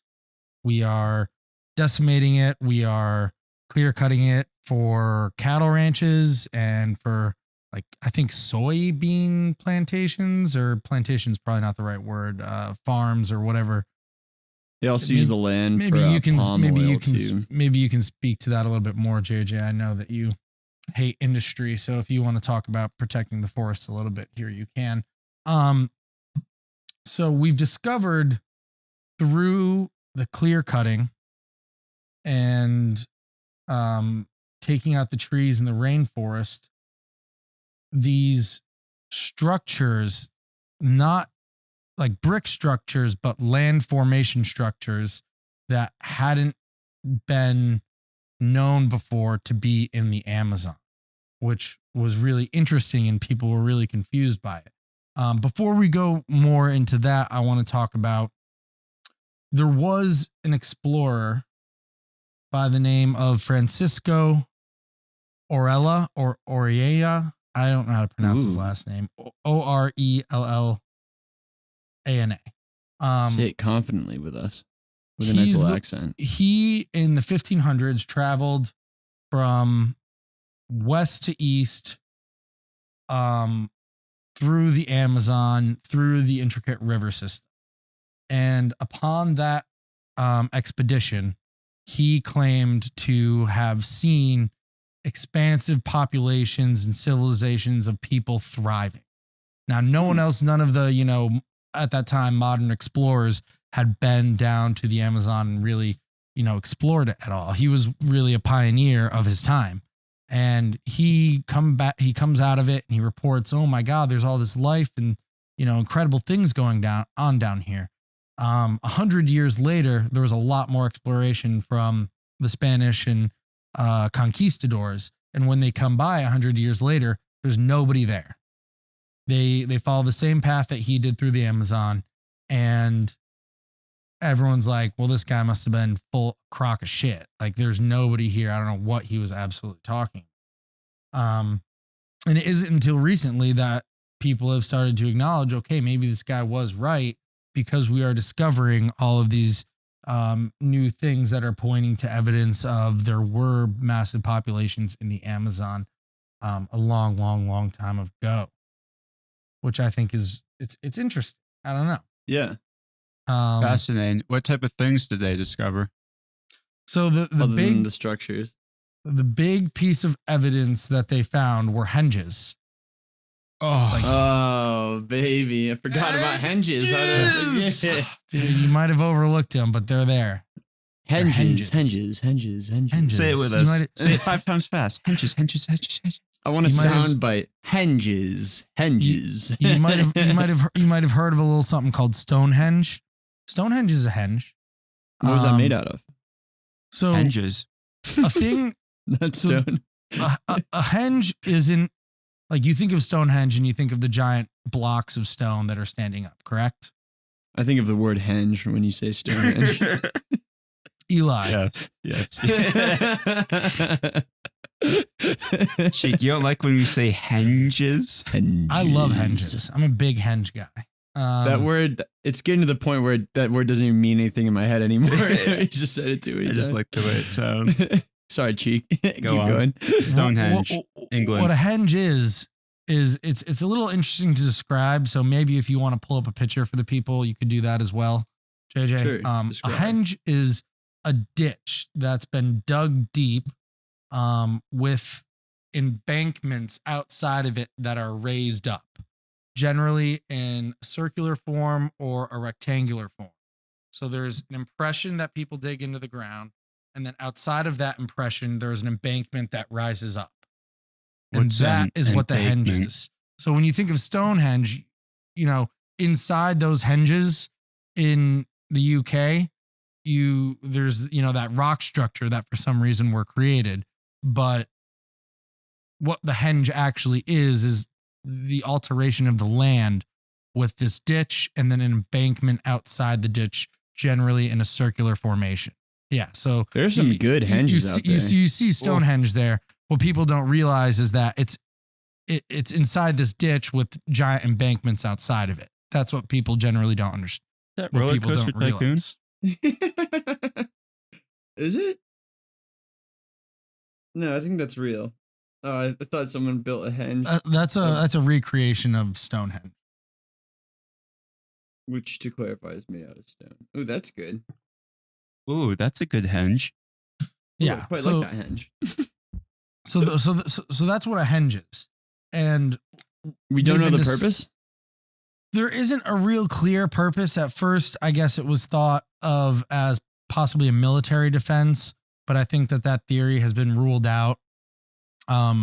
Thinking along the lines of a moat, like maybe it was a moat for some, like I the ditch love that a you good dig moat. inside will create a moat if you fill it with water. But theoretically, that doesn't make a whole lot of sense. The moat should be on the outside to protect people from getting inside, and you wouldn't dig the ditch on the inside of the embankments. That doesn't make a whole lot of sense for defense. So people don't really know why these henges were created. But an Mhm. interesting thing is that a lot of these henges that are being discovered in the Amazon are very geometrically particular, where the henges are aligned in the rectangular examples with true north, true south, east, and west, which would mean, and these things, by the way, are on a scale of tens of hundreds of meters large. It's not, a small area. They've built these things massively. What do you mean by aligned? Like the corners point? It's just oriented. To true north, oriented true north, east, west, and south. So clearly, whoever built them had a knowledge of astronomy, because at that time, thousands of years ago, is the only way to really understand, calculate what true north would be using the stars. Or And you so- just travel to the ends of the flat earth. Well, There's yeah. 2 options. That's- But yeah, For probably yourself. astronomy. Yeah. All the answers are at the ice wall at the edge of the flat earth. Yeah. So that's, the flat earth that comes into play here, obviously. Yeah. It comes in play with everything. It's our existence. So the henjas are really interesting. They've identified thousands of them already. And what they hope to apply to the Amazon is this bit of technology called LiDAR, which is light imaging and detective radar, basically, that needs to be applied through a force of a bunch of helicopters flying over the forest. It's a way of mapping out what's beneath the treetops without destroying them or actually getting in there. Basically, What does it stand for again? LiDAR, light imaging and detective radar. That sounds cool. Was that new? So I'm not sure how new that technology is. I think it's probably relatively pretty new. But Can the we use idea is LiDAR that to detect what's beneath your pants? yes, you absolutely could. Those transparent jeans. These helicopters can fly over forests, deploying the LiDAR as a unit, and they just basically beam down lasers that will beam back and through technology create an imaging, a mapping of what's down there. And so that's like what a a lot of CT scan of the ground. Yeah. It's like bat vision. maybe. So that's what a lot of the CTs. archaeologists want to do. Is it's been applied a little bit here and there. In Guatemala, they used LiDAR a lot to be able to map out the rainforest there. And so a lot of people want to see it deployed on a much larger scale to see what's going on in the Amazon. Now, the other big piece of evidence that people found to support the theory that there was an incredible civilization there is soil. Soil. I told you before that it's, known that the soil that comes along with the Amazon does not support, agriculture and growing a food crop that could, feed a ton of people. Now, something that they discovered down there is this unique soil composition that experts have come to call terra preta. It's this really dark, bountiful soil. It's not bountiful. I shouldn't say that. But what's unique about it is that it has this incredible microbial advantage to it, where you could take literally a handful of this soil and mix it in with a lot of Normal dirt. infertile soil, Yeah. and then it will magically make the rest of this soil extremely great for growing crops. You could maybe pull this up for people as well. And so, What is it? What do I Google? terra preta, TerraPreta. It's been discovered that it's thousands of years old, and it's this incredible agricultural advance that is believed is what fed all of these potential population down in the it's this really dark soil. It's this really dark soil composition. And you can even look at have that in the mulch neighborhood. Yeah. They don't like that down in Florida. That's for sure. So it's this soil that theoretically that this hypothetical civilization created to feed the people. Like they realized that the soil within that agriculture isn't conducive to growing a lot of crop, but they've discovered it there and it is extremely useful. And we still don't know how that they made it. That's one of the other big mysteries that goes along there. It's thought that a big aspect of it is biochar, wet burning, some sort of. You say biochar? Yeah, it's when a forest burns, the soil that comes up from it is like really conducive to growing another forest or whatever. It's really nutrient packed. So it was like a version of that, and they think an interesting like a ahead of its time compost system to create the soil. And those are the two big pieces of evidence that point to there was an incredible population down in the Amazon thousands of years ago before anybody thought that there was anything going on down there. And It's like Wakanda. well, not very much like Wakanda. You look so serious in the shades the way you said that. Priceless. Cheek, I they think- say that ancient civilizations always spawn from where two things, where agriculture was most possible and where domesticatable animals were. And it sounded like they had one of those two things. Europe had all the domesticatable animals because you could put pigs and chickens in these fences or whatever, but South America didn't have. North America had like bison. That's why we didn't have like huge civilizations, because you can't really domesticate a bison very easily. And horses, and that's in South America as well. So that's it makes, I feel like they hit that perfect sweet zone where it was like they existed, but they didn't exist into a thriving form enough to be noticed, right? So like that's why we never. Wrong. Oh, your eyebrows are being raised. Wrong. So recent estimates from the leading experts right now are estimating that there was an incredible population in the Amazon that at its peak was possibly hosting up to 20 million people, with cities of 50,000 people at a time.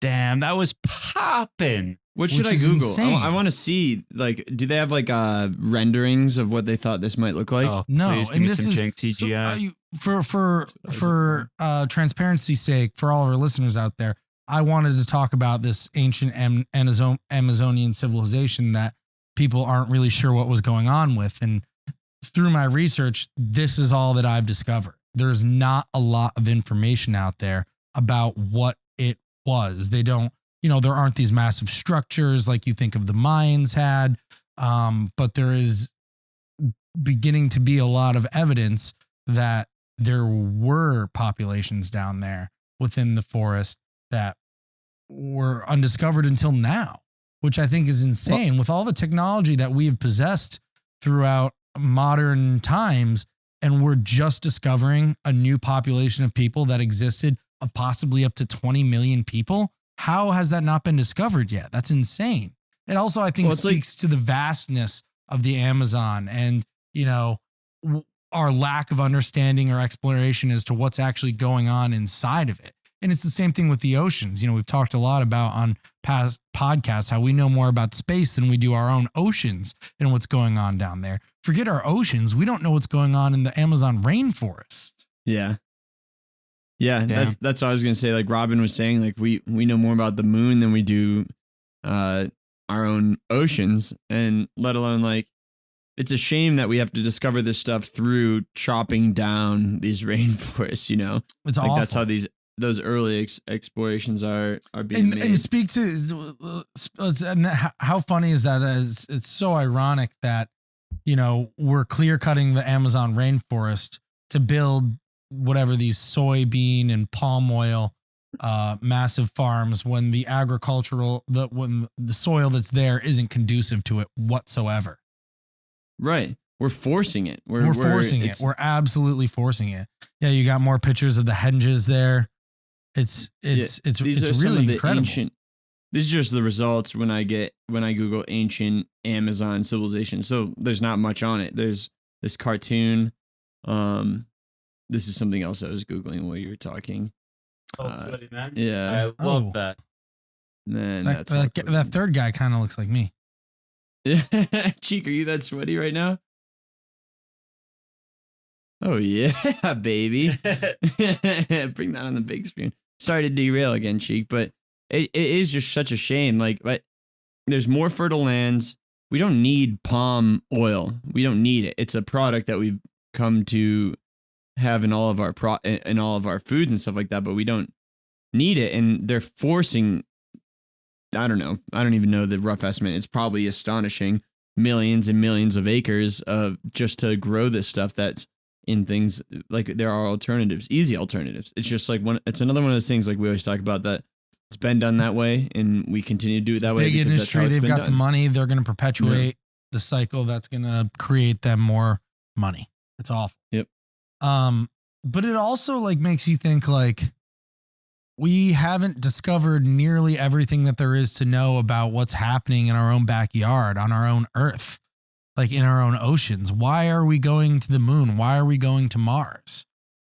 Should we consolidate all of our resources and efforts to let's learn everything that we should learn about the land, and then let's learn everything that we should learn about the oceans. And after we've learned everything that we perceive to be there is to be learned about our planet Earth, then maybe we go to the oceans. It's like that question that I was asking Robin too. Like, you know, we have all these different programs that are exploring travel to Mars or travel to the moon. Would it be more useful to consolidate those resources to just work on one project? Cheek, I'm curious to you. What is the value in that exploration? The biodiversity that is in the Amazon, as far as we know, is exponential. That is where we get a lot of our medicines, a lot of our, you know, a lot of stuff that's used, I don't know, I guess in medicine is the most prime example.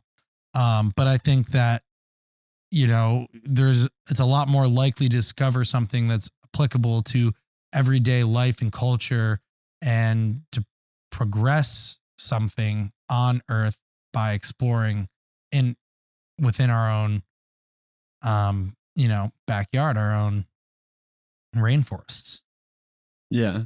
And what I agree with you. I'm just curious. I don't know I know that people counter that argument, and people don't like. I'm sure they do. And I'm sure there are people far smarter than me that will tell me, oh, I'm wrong, and this is why you're wrong. But I don't know. Me being the miseducated person that I am, I mean, that's just the first thing that comes to mind when I think about that. And I also think it's incredible to think about these ancient civilizations. And like we had talked about before, all of the knowledge that they must have possessed. Like if this civilization in the Amazon was tracking star movements and able to identify true north 3,000 years ago, but this civilization was lost.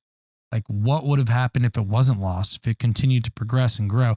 The ongoing theory, by the way, of why that population died off so quickly after that initial explorer, what was his name? I have it here. Ferdinand. Yeah, some Spanish guy was exploring, and then 100 years later, the explorers of the 16 and 1700s didn't see anything, was smallpox. You know, like a lot with these indigenous cultures, you know, the conquistadors and the Europeans brought in disease to which there was no immunity built up from the indigenous population, and it just decimated them at an incredible rate. Yeah. It's like a superpower. I mean, they people in South America thought unintentionally. Yeah, like, but because we didn't know about disease and didn't have that much science going on. The original biowarfare. Exactly, Cheek. It's like a Mission Impossible movie, and they should do one of those back in time. Burn that blanket. I find ancient civilizations and cultures just fascinating. And I was rewatching one of my favorite series last week, and it was The Mummy. Oh, Brendan Fraser. Fraser. Oh, what a hunk of meat he was in the 90s. Oh my God. That guy was Brendan, incredible. if you're listening, we want you on here. And we want would you love to have you on to discuss how you made those phenomenal movies. And I just like the flashbacks that I think they did a great job in those movies, of the flashbacks of seeing what ancient Egypt looked like, and the grandness of the palaces of the pharaohs and the gold. And I just like, that is so fucking cool and badass. Like if you could be a fly on the wall for any ancient civilization, what civilization would it be and why? I'm going with JJ first, because it looks like Eli is about to fall asleep over there. Well, I was gonna defer to Eli. He's skulking. You know his name. I was going to defer to Eli because I feel like Eli has those things thought out and pre-rendered. Goes to my time travel episode. Yeah. Well, we you got did me. talk about that. You got me super interested in the Amazonian civilization now. Like with the last episode when we were talking about the clock on the ship and how fascinating it was that they had such advanced technology, and that was just something that got lost. Like, what else did they have? Makes me think about, what this civilization had, and what were the intricacies of how it worked. I really want to know more about it. I hope we find out more. If I could be a fly on the wall for any civilization, there is one civilization. This isn't good reference or anything. I couldn't tell you the name of it or anything like that. But in my art history class, we learned about civilization super old, like thousands of years ago, BC. All we found were the homes, and basically there were no signs of any warfare. I don't know how big the size was, but it was big. They basically all got along. Where was this located? Give us some geography here. Like, I couldn't even tell you. I'd have to look back in my textbook. I might do it after the episode. But anyways, there were signs that they used psychedelics frequently. Like, that was a daily thing in their civilization. So psychedelics, very intricate housing of living, kind of like in the ground. So like they'd build mounds, and the entrance to their houses would be in the ceilings. So they would climb down from the ceiling indoor, and then they continued living like that for centuries. So like, say this room was our house. We'd climb in from the ceiling. We have decorations and stuff. We'd live here. Our next generation would take on this house.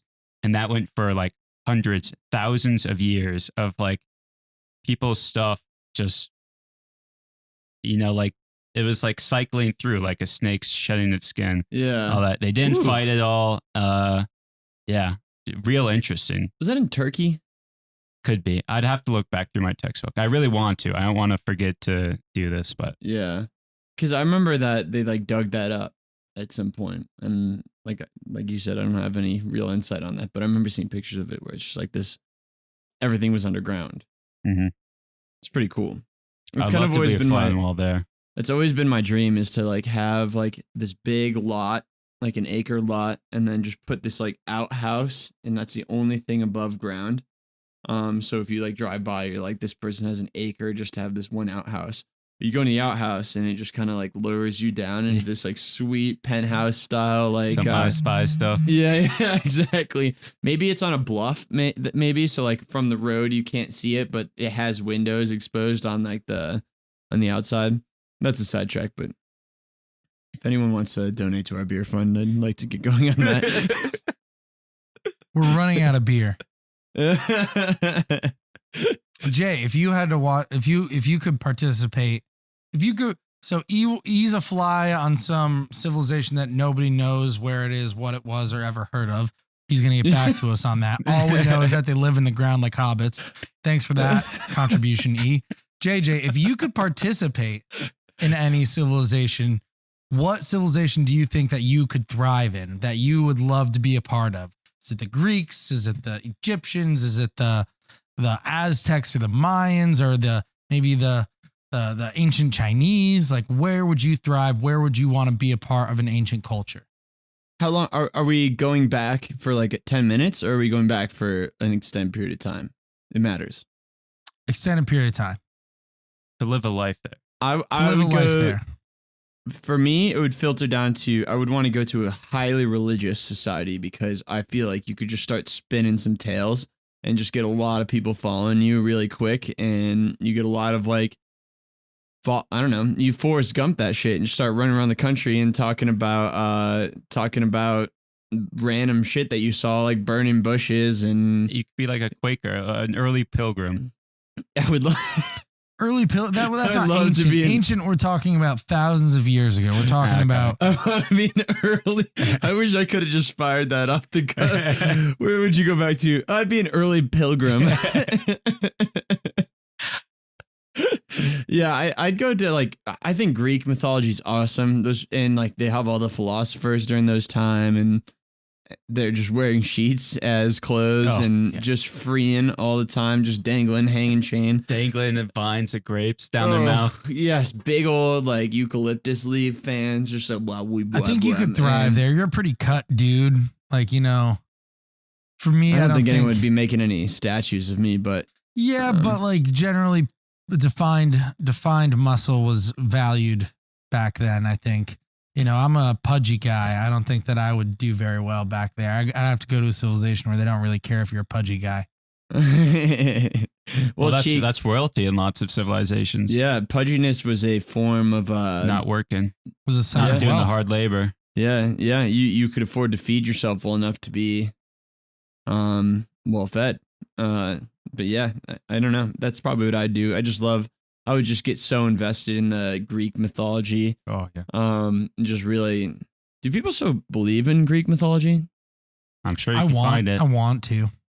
I do too. I if I was gonna take on a dedicated religion, I think I'd dive into Greek mythology. All we those could be like born again Greek mythologists.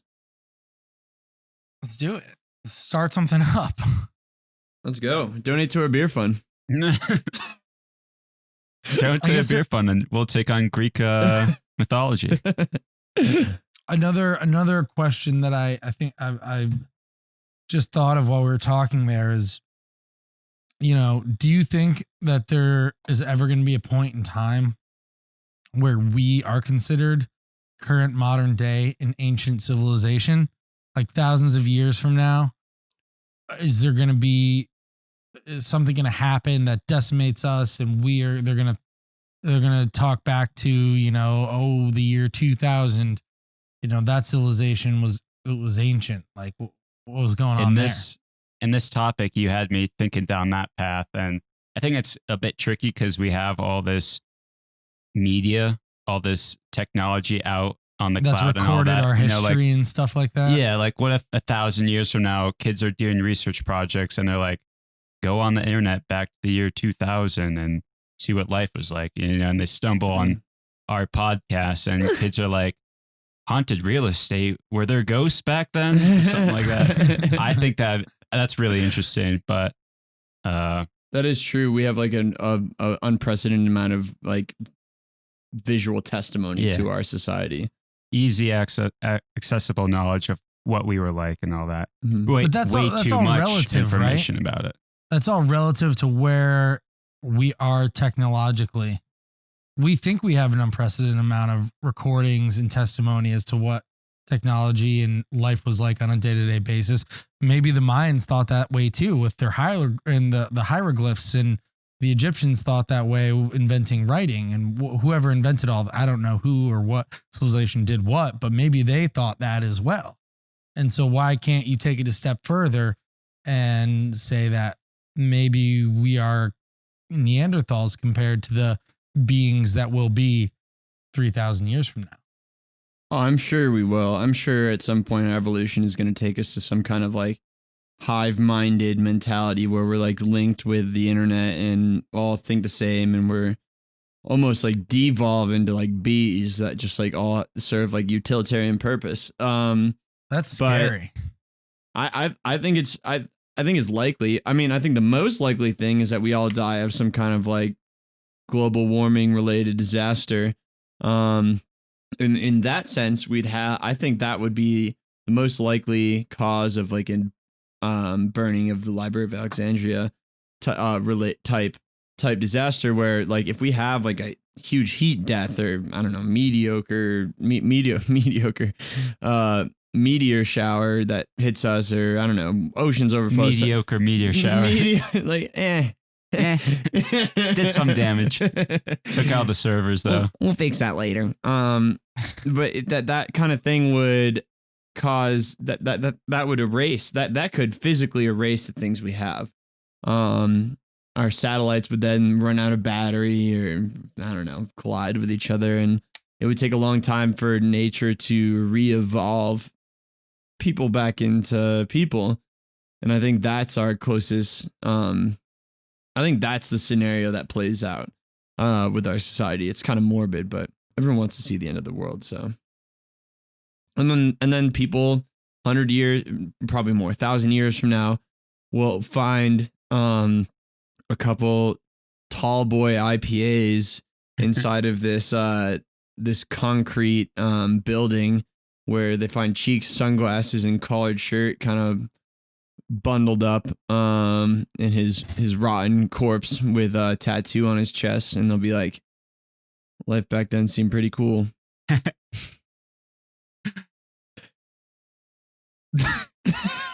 Here lies a savage. Cheeks put in a museum in the future. Classy, bougie, ratchet. That'd be so funny if you're like 1,000 years from now walking down like this, like whatever museums look like in that day and age, and hologram of Cheek like comes up and is like rotating around. Yeah. Doing some of these. Yeah. This was a Cheek. Kingdom, phylum, Cheek. Archaeologists believe society looked like this man.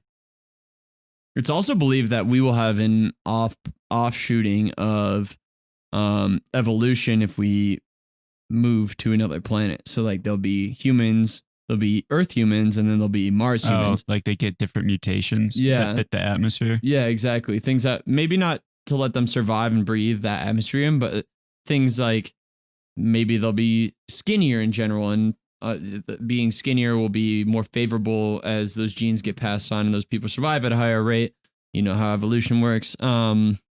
And that will kind of like encourage people to be skinnier, lighter, their bone density to be less or more. I don't know, but little things like that, which would be cool. I think that'd be awesome. If I could choose any time to go to, I'd choose 1,000 years in the future and see what's going on there. Very well get that like future dystopian crumbled cities. Yeah, true. That's a total Gambo. Yeah. Yeah, like the Statue of Liberty is like crumbled and the arms falling off, that kind of thing. Dude, real scenario though, if I went to the future and it was like Planet of the Apes, monkeys everywhere, I would be stoked. I would be stoked, dude. How did I not see that? That's where that was gonna go. That's it. Dude, that's my beef with that movie. I'd fit right Joe in. Rogan experience.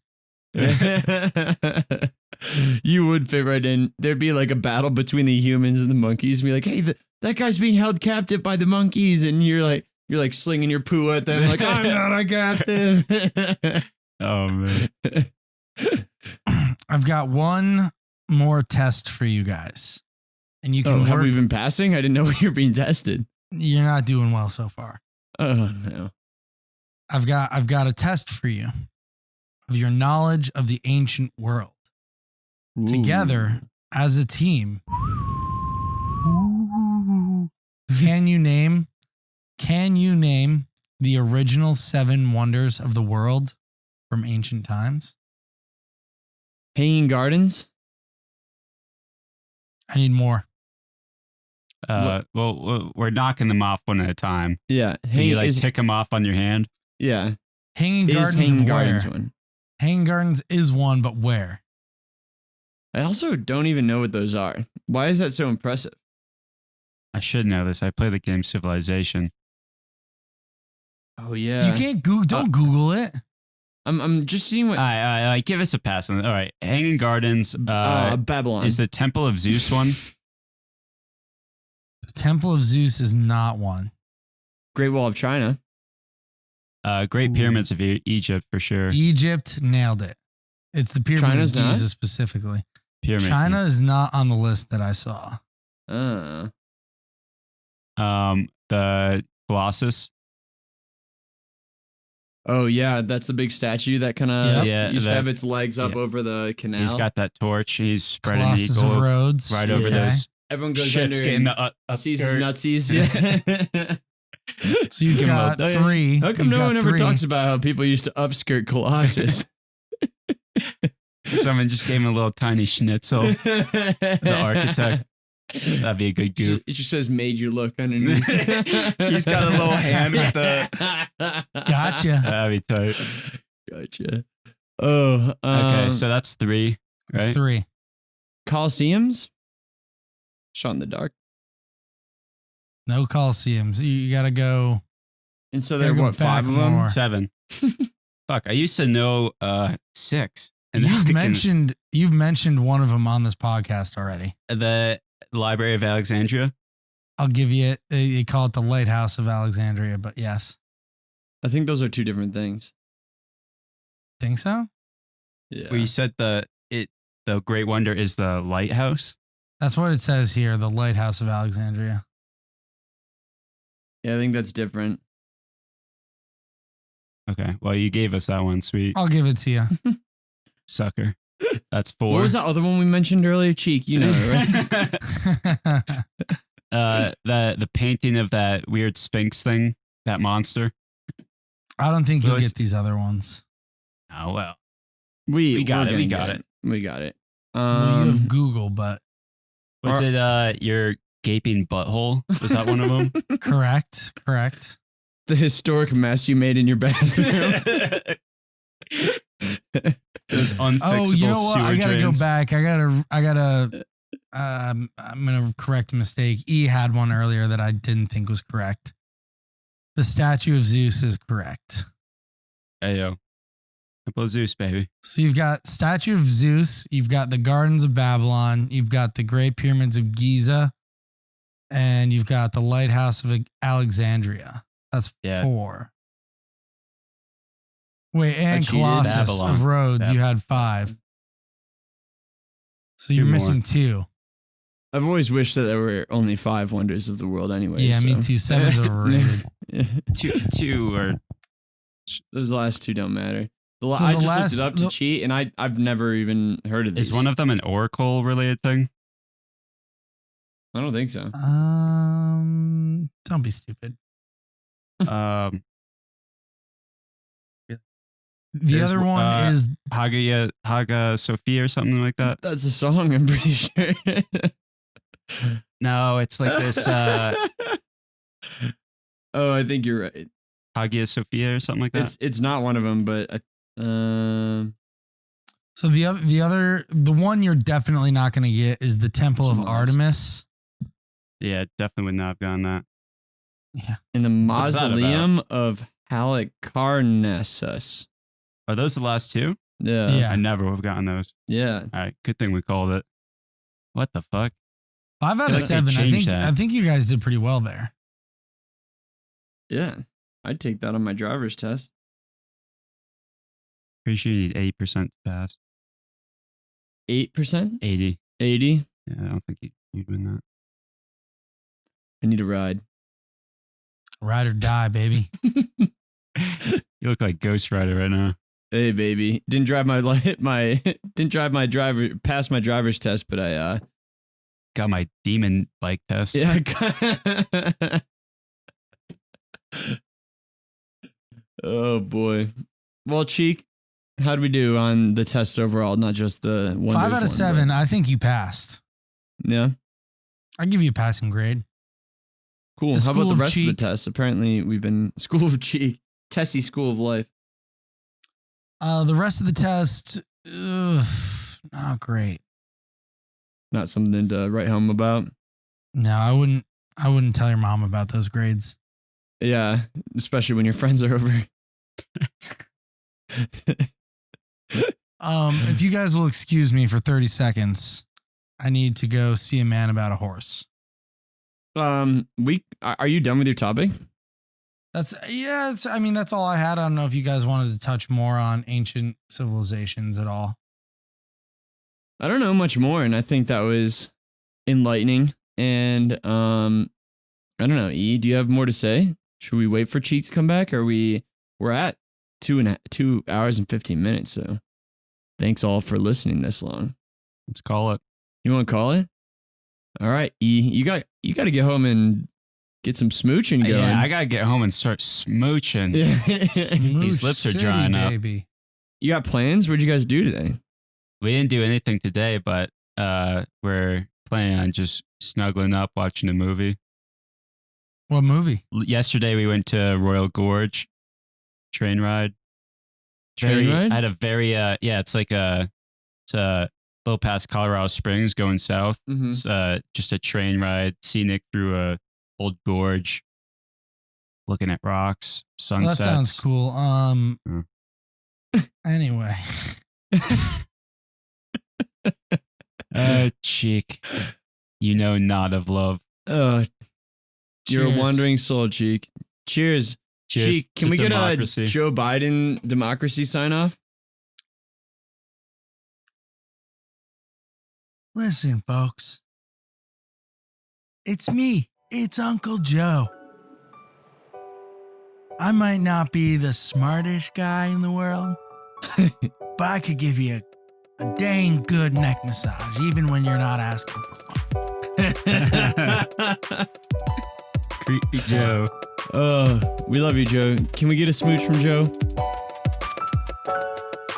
Ooh. That's a nice Smooches audio for Joe. frequencies on that. Smooches for Joe. Smooches for Joe. Thank God the era of Trump is coming to a close. All right. See you later. Oh, yeah. So